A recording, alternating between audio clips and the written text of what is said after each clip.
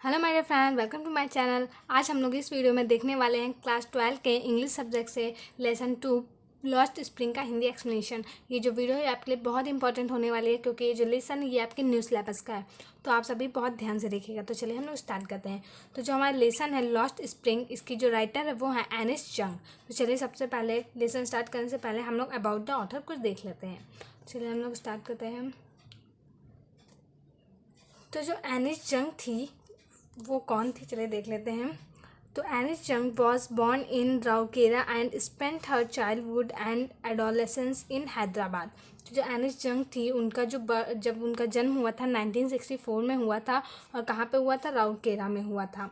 And spent her childhood, और उन्होंने अपना बचपन और एडोलेसेंस होता है जैसे कि 10 से 19 या 18 ईयर्स की ओल्ड तक की जो उनका वो होता है बीच का काल, उन्होंने सब हैदराबाद में व्यतीत किया था। She received her education in Hyderabad and in the United State of America. उन्होंने अपनी एजुकेशन कहाँ कंप्लीट की थी, हैदराबाद और यूनाइटेड स्टेट ऑफ अमेरिका में। Her parents were both writer, उनके जो पेरेंट थे मतलब कि मम्मी पापा दोनों ही राइटर थे। Ernest Young began her career as a writer in India. जो एर्नेस्ट यंग थे उन्होंने अपने करियर की शुरुआत इंडिया से की थी, किस रूप में, राइटर के रूप में। She has been an editor and columnist of major newspaper in India and abroad। वो एक राइटर होने के साथ साथ क्या थी, एडिटर भी थी और कॉमनिस्ट भी थी, और ये जो मतलब कि पेपर में छापती थी इंडिया और अब्रॉड के बारे में। And has authored several book, और इन्होंने कुछ बुकें किताबें भी छापी थी। The following is an expert from her book title lost spring story of stolen childhood. मतलब ये जो हमारी स्टोरी है ये इन्हीं की एक बुक लॉस्ट स्प्रिंग नामक बुक से ली गई है, और हमारे चैप्टर का नाम भी लॉस्ट स्प्रिंग ही है। इसके बाद हम लोग आगे बढ़ते हैं चैप्टर की तरफ। तो चैप्टर को पढ़ने से पहले मैं आपको एक बात बताना चाहती हूँ। ये चैप्टर ये 2 पार्ट्स में डिवाइड है। इसका एक पार्ट ये है और नेक्स्ट पार्ट उसके पीछे दिखेगा हमें, तो वो हम लोग बाद में देखेंगे। तो पहले हम लोग ये फर्स्ट पार्ट कवर करते हैं। तो चलिए स्टार्ट करते हैं। फर्स्ट पार्ट में जो हेडिंग है वो है some time I find a rupee in the garbage. मतलब कि कभी कभी मुझे रुपए मिल जाते हैं, कहाँ पे, गार्बेज में, कूड़े में। तो चलिए हम लोग चैप्टर पर देखते हैं। Why do you do this? I asked Sahib, whom I encounter every morning scrounging for gold in the garbage dumps of my neighborhood। बल्कि जो राइटर है वो कह रहे हैं कि मैंने साहिब नाम के एक लड़के से पूछा कि तुम ऐसा क्यों करते हो, और उन्होंने कब पूछा था, जब वो मिलती थी, मतलब कि जो राइटर थी वो हर सुबह उस लड़के से मिलती थी जब वह लड़का कूड़े के ढेर में से सोना मतलब कि गोल्ड बीन रहा होता है। गोल्ड का मतलब यहाँ पे सोना नहीं है, यहाँ पे गोल्ड का मतलब है कोई भी प्रीसियस थिंग। तो चलिए आगे बढ़ते हैं। Sahib left his home long ago. Sahib ने अपना घर बहुत पहले ही छोड़ दिया था। Set एमिड the green fields of Dhaka. इसका घर कहाँ पे था, साहिब का घर कहाँ पे था, ढाका जो है एक बहुत हरे भरे क्षेत्र में, ढाका में इनका घर था। His home is not even a distance memory. उसका घर साहिब को मतलब कि साहिब को उसका घर कैसा था ये बिल्कुल भी याद नहीं है। There were many storms that swept away their field and homes. मतलब कि उनके घर जहाँ पे ये रहते थे वहाँ पे बहुत सारे तूफान आए थे जिसके कारण इनकी फील्ड, इनके खेत या ज़मीन और इनके घर सब बर्बाद हो गए थे। हिज मदर टेल्स हिम, ये सब वो उसको साहिब को किसने बताया था, उसकी मम्मी ने उसे बताया था। दैट्स वाई दे लेफ्ट, इसी वजह से वो अपना घर छोड़ के यहाँ आ गए थे। Looking for gold in a big city where he now live, और वो इसी वजह से अपना घर छोड़ के एक बड़ी सी सिटी में मतलब कि वो डले के पास रहने लगे थे, और गोल्ड ढूंढने के लिए, गोल्ड का यहाँ पे मतलब प्रीसियस थिंग है। I have nothing else to do. वो जो साहिब लड़का था वो कह रहा है I have nothing else to do, मेरे पास करने के लिए कुछ भी नहीं है।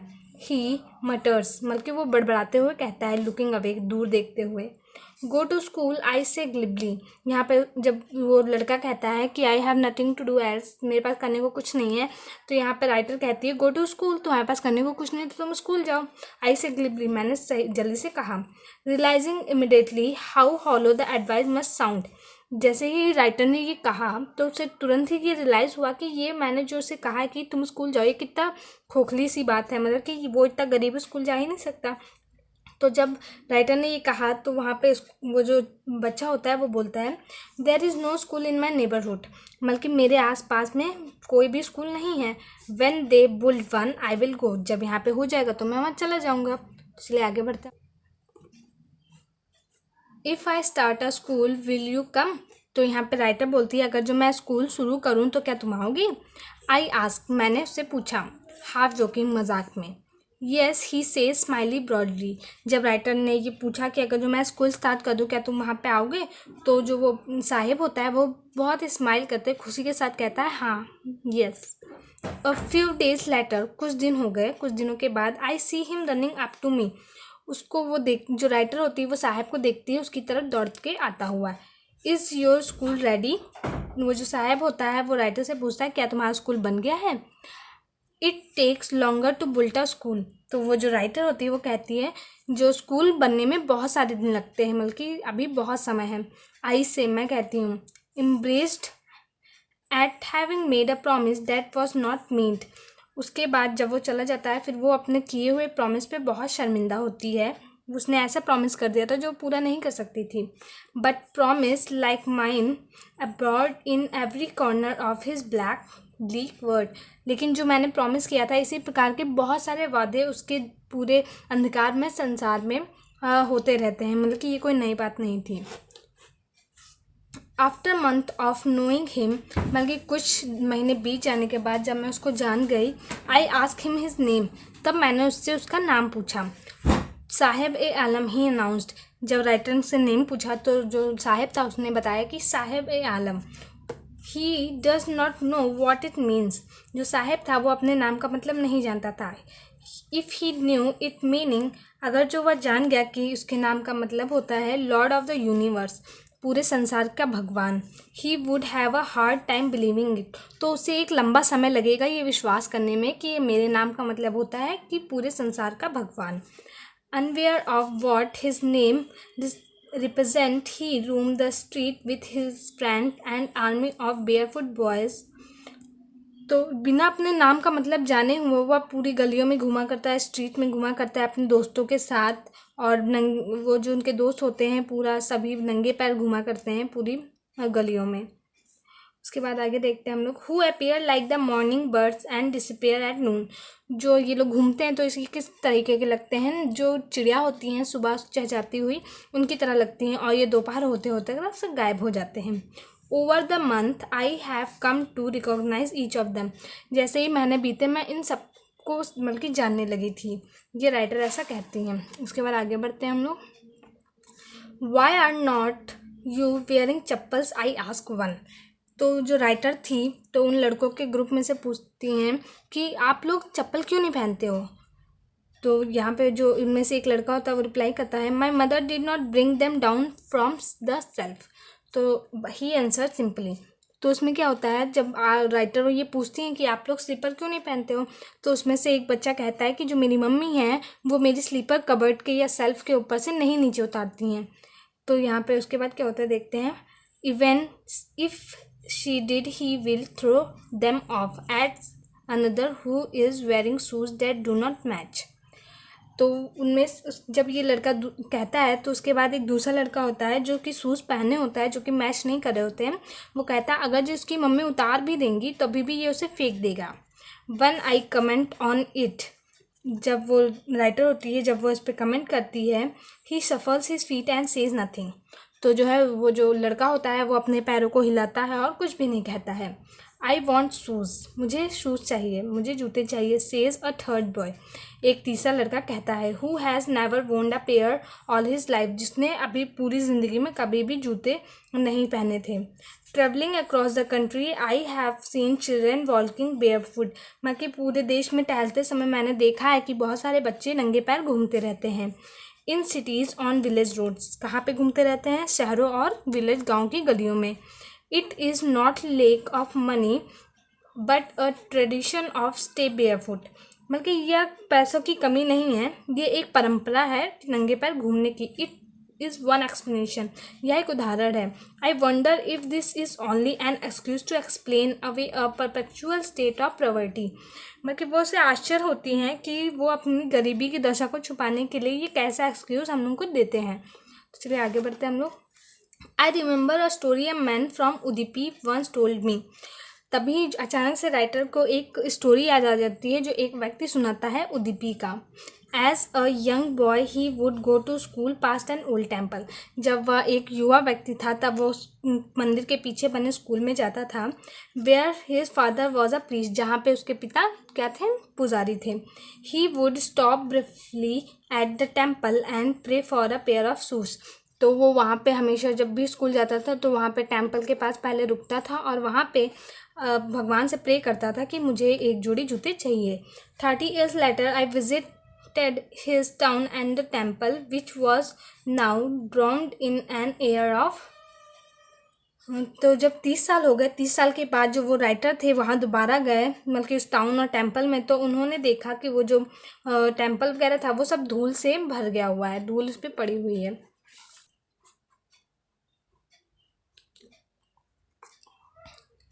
इन द बैकयार्ड मतलब कि मंदिर के पीछे where live the new priest, जहाँ पे अब एक नया पुजारी रहने लगा है।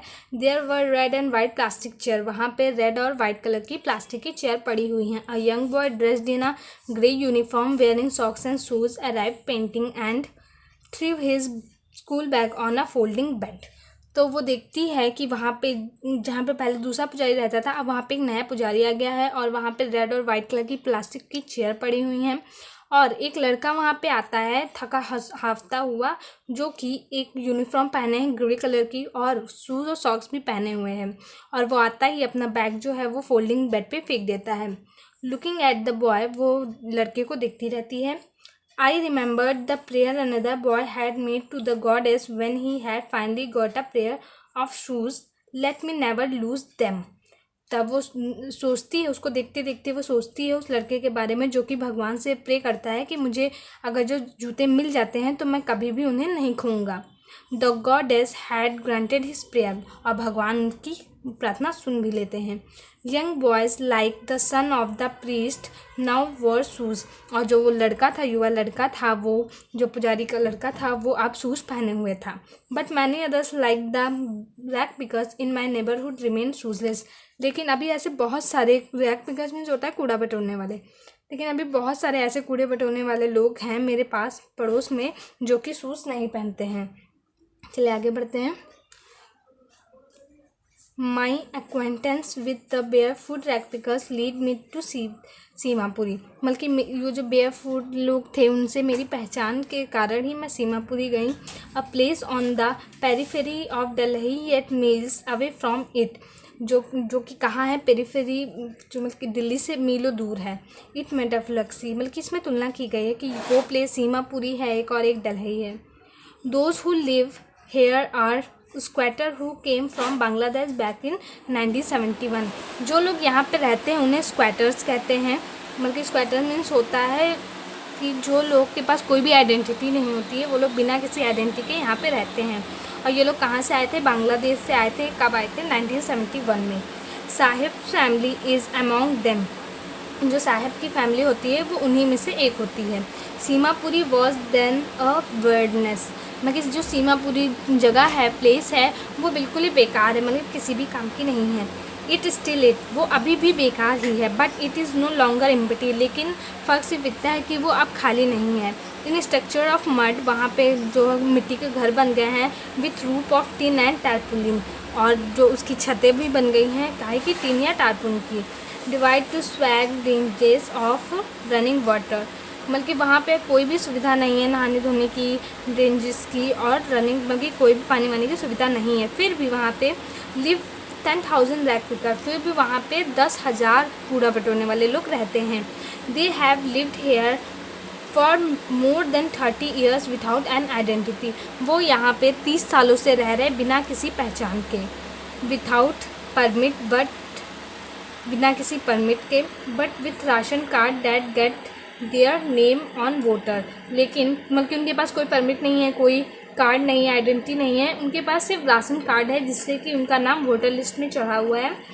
And enable to buy the grain, और राशन कार्ड के कारण ही वो जो है ग्रेन मतलब कि अनाज खरीद पाते हैं। उसके बाद आगे बढ़ते हैं हम लोग। Food is more important for survival than an identity, क्योंकि वहाँ के लोग कहते हैं कि जो खाना है वो आइडेंटिटी से बहुत ज़्यादा इम्पॉर्टेंट है जीने के लिए। If at the end of the day we can feed our families and go to bed without an itching stomach, we should rather live here than in the field that gave us no grain। तो फिर ये कोई कह रहा है, तो क्या कह रहे हैं देखते हैं। मतलब कि इसमें कह रहे हैं कि अगर जब हम पूरा दिन समाप्त होता है और हम पेट भर के खा पाते हैं, अपनी फैमिली को खिला पाते हैं और बिना किसी भूखे पेट हम लोग सोने जाते हैं, तो ये अच्छा है हमारी उस जगह पे रहने से जहाँ पर हमें कोई भी अनाज नहीं मिलता है। से a group of women in tattered sari, तो ये जो बात है वो कुछ वुमेन्स की जो मतलब महिलाओं का ग्रुप कह रहा है जो कि फटी हुई साड़ी पहने हैं। चलिए आगे बढ़ते हैं हम लोग। I asked them why they left their beautiful land of green field and rivers. जब वो राइटर पूछती हैं कि आपने अपना इतना सुंदर हरा भरा जगह स्पेस क्यों छोड़ दी थी, नदियाँ क्यों छोड़ दी थी, तब वो महिलाएं बताती इन्हें कि जब हमारे लिए रात में सोने के टाइम मुझे पूरा पेट भर जाता है, हम अपनी फैमिली को अच्छे से खिला पाते हैं, तो ये अच्छा है वहाँ पे रहने से जहाँ पे हमें कोई भी अनाज नहीं मिलता है। चलिए आगे बढ़ते हैं हम लोग। Whenever they find food, they pitch their tent that become tented house। जहाँ पर भी ये लोग फूड पाते हैं वहीं पे ये लोग अपना टेंट लगा लेते हैं। Children grow up in them becoming partner in survival. ऐसे ही वहाँ के बच्चे बड़े हो जाते हैं और उनके सर्वाइवल में कि उनके जीवन यापन में उनके पार्टनर बन जाते हैं। And survival in Seemapuri means rag picking, और सीमापुरी में सर्वाइवल, सीमापुरी में जीवन व्यतीत करने का मतलब है रैग पिकिंग, मतलब कि कूड़ा बटोरना। Through the years, it has acquired the proportion of a fine art। मतलब कि सालों बीतने के बाद ये जो सीमापुरी की ये जो है कि कूड़ा बटोरना, ये वहाँ की एक फ़ाइन आर्ट बन चुकी है। Garbage of them is gold, वहाँ के लिए जो गार्बेज है, कूड़ा है, वो उनके लिए गोल्ड है। It is their daily bread, वो गार्बेज इनके लिए रोज़ की रोटी है। और रूफ ओवर देयर हेड्स, और उनके छत मतलब उनके सर पे जो छत है वो उसी गार्बेज की वजह से है। Even if it is a leaking roof, चाहे वो जो रूफ है चाहे वो छत टपकती क्यों ना हो, but for a child it is even more, लेकिन किसी बच्चे के लिए बहुत कुछ है। उसके बाद आगे बढ़ते हैं हम लोग। I some time find the rupee, मैं कभी कभी रुपये पा जाता हूँ। इवन अ 10 रुपीज़ नोट, कभी कभी 10 रुपये के नोट भी मिल जाती है। साहेब सेज, साहेब कहता है। हिज आइज़ लाइटिंग अप, जब वो ये कह रहा होता है कि मुझे कभी गार्बेज में रुपये मिल जाते हैं, कभी 10 रुपीज़ की नोट मिल जाती है, तब साहेब की आंखों में चमक आ जाती है। When you can find a silver coin in a heap of garbage, जब आप किसी कूड़े के ढेर में से एक चांदी का सिक्का पा जाते हैं, you don't stop scrounging for there his hope of finding more, तो आप कूड़े में से ढूंढना बंद नहीं कर सकते, और बल्कि आपके अंदर और आशा जागृत हो जाती है कि चलो ढूंढते हैं, शायद कुछ और मिल जाता है। It seems that for children garbage has a meaning different from what it means to the parents for. तो मतलब कि ये जो गार्बेज है इसकी चिल्ड्रंस के लिए मीनिंग अलग है, और जो वहाँ के गार्जियंस हैं उनके लिए अलग मीनिंग रखता है। For the children it is wrapped in wonder, जो बच्चे हैं उनके लिए गार्बेज एक आश्चर्य की थैली के जैसे है, आश्चर्य से भरा हुआ है कि कब क्या मिल जाए। For the elders it is a mean of survival, और जो बड़े लोग हैं उनके लिए यह सिर्फ जीवन यापन करने का साधन है। One winter morning I see Saheb standing by the fenced gate of the neighbourhood club. एक ठंडी की सुबह मैं देखती हूँ कि साहब जो है, ये राइटर कह रही होती है कि साहब जो है खड़ा हुआ है फेंस के पास, फेंस मतलब दीवार के पास खड़ा हुआ है, गेट के पास, उसके नेबरहुड पड़ोस के क्लब में। Watching 2 young man dressed in a white playing tennis, 2 लोगों को देख रहा होता है, 2 यंग मैन को देख रहा होता है जो कि अच्छे से कपड़े पहने हुए थे और टेनिस खेल रहे थे। आई लाइक द गेम, मुझे ये गेम पसंद है। हम उसने कहा। Content to watch it standing behind the fence, और उसे ये देखना बहुत अच्छा लगता है, मतलब कि वो देखकर सेटिस्फाई हो रहा था। I go inside when no one is around, मैं वहाँ अंदर जाऊँगा जब वहाँ पे कोई भी नहीं होगा। ही एडमिट, वह स्वीकार करता है। The gatekeeper let me use the swing, जो गेट कीपर मुझे स्विंग यूज़ करने देगा। Saheb too is wearing tennis shoes, Saheb भी जो है टेनिस शूज़ पहने हुए था। That look stranger over his discoloured shirt and shorts, जो कि मतलब कि जो साहब शूज़ पहने हुए था वो बिल्कुल ही मैच नहीं कर रहे थे उसकी जो शर्ट पहने हुए था और जो शॉर्ट पहने हुए था। Someone give them me to, he says it the manner of an explanation. जो साहब था उसने बताया कि ये जो शूज़ है वो उसने उसे किसी ने दिए हैं। The fact that they are discarded shoes of some rich boy who perhaps refused to wear them because for a hole in one of them। लेकिन ये जो शूज़ थे वो किसी अमीर बच्चे के लग रहे थे कि जिसमें एक होल हो जाने पर उसने इसे फेंक दिया है। डज नॉट बॉदर हिम, लेकिन यह साहिब के लिए कोई भी बात मैटर नहीं करती है कि इसमें होल वगैरह है कुछ भी। For one who has walk bare foot when even shoes with a hole is a dream came true. मतलब कि इसमें बताया जा रहा है जो बच्चा बिना चप्पल जूतों के नंगे पैर घूम रहा था उसके लिए एक होल वाला शूज़ भी किसी सपने से कम नहीं है। But the game he is watching so identity is out of his reach, लेकिन जो गेम देख रहा था वो उसकी पहुँच से बाहर था। This morning Saheb is on his way to the milk booth. उस सुबह बल्कि इस सुबह साहेब जो है जब वो राइटर दूध लेने जाते थे तो उनको उसके रास्ते में मिला। In his hand is a steel canister, उसके हाथ में एक स्टील का कैनिस्टर था। I know work in a tea stall down the road, तो उसने बताया कि मैं एक टी स्टॉल में काम करने लगा हूँ जो कि रोड के किनारे है। ही सेज, उसने कहा पॉइंटिंग इन द डिस्टेंस, उंगली उठाते हुए उसने बताया। I am paid 800 rupees and all my meals, मैं उसके लिए 800 रुपये पाता हूँ और मेरा सारा मील्स को जोड़ के मतलब खाना वाना जोड़ के मुझे 800 रुपये मिल जाते हैं। उसके बाद आगे बढ़ते हैं हम लोग। Does he like the job I ask, तो जो राइटर उन्होंने पूछा क्या तुम्हें ये जॉब अच्छी लगती है। His face I see has lost the carefree look, जैसे ही राइटर ने पूछा कि आपको क्या ये जॉब अच्छी लगती है तो उसके फेस से सारा केयरफ्री लुक चला गया। The steel container seems heavier than the plastic bag he would carry so lightly over his shoulder. वो जो स्टील का कैनिस्टर था वो बहुत हैवी था बजाय उसके जो कि वो अपने कूड़े की थैली लेकर चलता था, उससे वो स्टील का कंटेनर बहुत ही ज़्यादा हैवी था। द बैग वॉज हिज, और जो वो बैग होता था वो साहिब का होता था। The container belongs to the man who own the tea shop, तो साहिब कह रहा है मतलब कि वो जो बैग होता था वो ना मेरा होता था, लेकिन जो ये कैनिस्टर है ये चाय की दुकान के मालिक का है। Sahib is no longer his own master, जो साहिब है वो अब खुद का मास्टर नहीं है, अब वो जिस टी स्टॉल पे काम करता है अब वो उसके मालिक है। तो ये था हमारा फर्स्ट पार्ट जो कि मैंने आपको इस वीडियो में दिखाया है। अब यहाँ पे आ जाता है हमारा second part, I want to drive a car. तो ये हम नेक्स्ट वीडियो में कवर करेंगे। तो अगर जो आपको ये वीडियो अच्छी लगी हो तो प्लीज़ से लाइक कर दीजिए और कमेंट करिए कि आपको ये वीडियो कैसी लगी है। And please subscribe my channel ताकि ऐसे ही अच्छी अच्छी वीडियो आपको मिलती रहे। Thank you.